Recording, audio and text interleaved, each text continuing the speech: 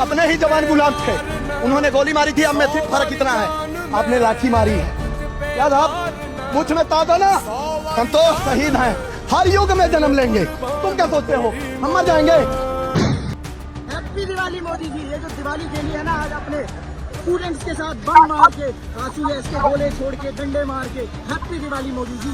डंडे क्या मार रहे हो यार, गोली मारो खत्म करो। वैसे भी तो मर ही रहे ना हम स्टूडेंट्स, गोली मारो खत्म करो।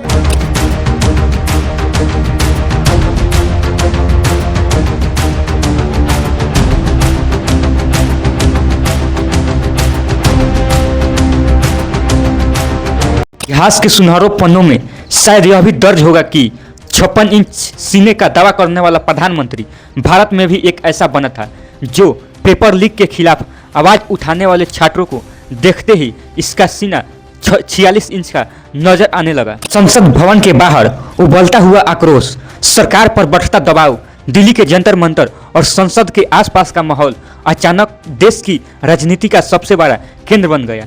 हजारों छात्र और युवा अपनी मांगों को लेकर सड़कों पर उतर आए। कई जगह पुलिस और प्रदर्शनकारियों के बीच तनाव देखने को मिला, जिससे हालात बेहद संवेदनशील हो गए। यह आंदोलन केवल दिल्ली तक सीमित नहीं रहा, बल्कि मुंबई, नागपुर, हैदराबाद, बेंगलुरु और कई अन्य शहरों तक फैलने की बात कही जा रही।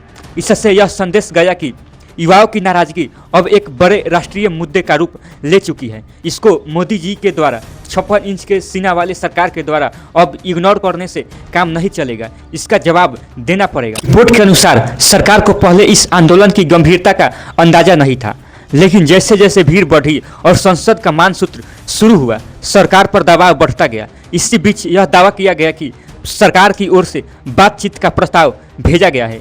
आंदोलन से जुड़े कुछ प्रतिनिधियों ने कहा कि इस प्रस्ताव पर विचार किया जा रहा है, लेकिन बातचीत तभी सार्थक होगी जब छात्रों की मुख्य मांगे पर ठोस कदम उठाने की इच्छा दिखाई जाएगी। धर्मेंद्र प्रधान का इस्तीफा। आंदोलन के दौरान एक और महत्वपूर्ण पहलू सामने आया। सामाजिक कार्यकर्ता सोनम वांगचुक स्वास्थ्य कारणों से अस्पताल में भर्ती है, जबकि आंदोलन का नेतृत्व मैदान में मौजूद छात्र और अन्य सहयोगी कर रहे हैं। इस कारण इस कुछ भ्रम की स्थिति भी बनी।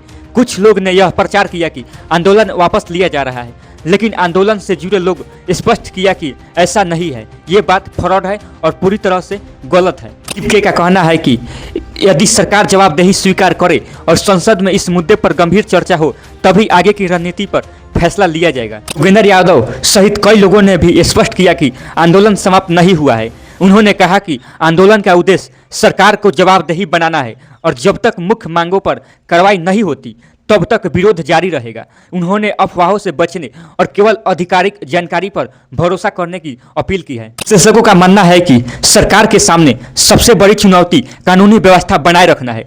यदि प्रदर्शन के दौरान अत्यधिक बल का प्रयोग किया गया है तो इसकी स्थिति और अधिक बिगड़ी है। छात्र आंदोलन के इतिहास को देखते हुए कई लोगों का मानना है कि ऐसे मामलों में संवाद का रास्ता हमेशा अधिक प्रभावी साबित होता है, लेकिन ये अहंकारी सरकार मोदी क्या इसको प्रभाव को उस पर पड़ेगा और उस आंदोलन को समझने की कोशिश करेगा, या इसी तरह इग्नोर कर छात्रों को बेरहमी से, लाठी से और गोली से और पिटवाएगा। मोदी डर गया, उसके बाद संसद के आसपास सुरक्षा व्यवस्था कड़ी करवा दिया।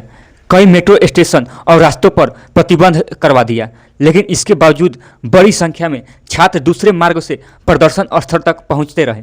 इससे यह संकेत मिला कि आंदोलन को व्यापक जन समर्थन मिल रहा है और केवल प्रशासनिक प्रतिबंधों से इसे रोकना आसान नहीं होगा। विपक्षी दलों के कई सांसदों ने भी प्रदर्शनकारियों के समर्थन की बात कही है। उनका कहना है कि छात्रों की मांगों को संसद में उठाया जाएगा और सरकार को इस विषय पर स्पष्ट जवाबदेही देना होगा। इससे आंदोलन अब केवल सड़क तक सीमित नहीं रहा, बल्कि संसद के भीतर भी राजनीतिक बहस का विषय बन गया है। कांग्रेस के बड़े नेता खड़गे जी ने भी इस मोदी के सामने संसद भवन में इस बात को पहुंचाया है और आवाज उठाए हैं। सरकार की ओर से सार्वजनिक रूप से इस आंदोलन पर सीमित प्रतिक्रिया देखने को मिला।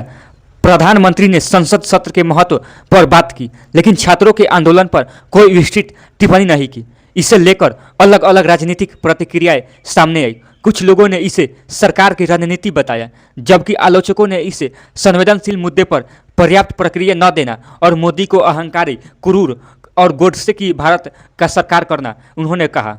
अचंभित और बड़ा सबसे बड़ा आंदोलन से जुड़े लोगों का कहना है कि उनका उद्देश्य किसी टकराव को बढ़ाना नहीं बल्कि अपनी मांगों को लोकतांत्रिक तरीके से सरकार तक पहुंचाना है। उनका मानना है कि यदि सरकार सकारात्मक पहल करती है तो समाधान का रास्ता निकाला जा सकता है। वहीं दूसरी ओर यह भी कहा गया है कि यदि संवाद की जगह केवल सख्ती अपनाई गई और क्रूरता अपनाई गई तो हालात और जटिल हो सकती है। भारत देश का युवा इस 56 इंच वाले प्रधानमंत्री के सीने से और विश्व गुरु का डंका पीटने वाले विदेशों में से डरने वाला नहीं है।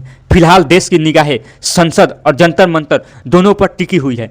पूरे भारत देश की आने वाले दिनों में यह स्पष्ट होगा कि सरकार और आंदोलनकारी बातचीत के जरिए कोई समाधान निकाल पाते हैं या नहीं। क्या मोदी अहंकारी इसी तरह इस आंदोलन को इग्नोर करते रहेगा?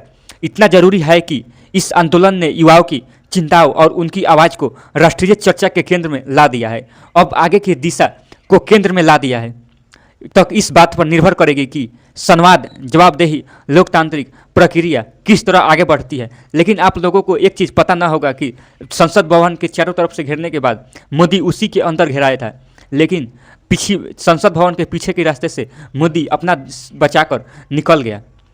आगे की जानकारी के लिए हमारे चैनल को सब्सक्राइब कीजिएगा। वीडियो अच्छा लगा हो तो लाइक करके और लोगों तक शेयर कीजिएगा। तब तक के लिए जय हिंद, जय भारत।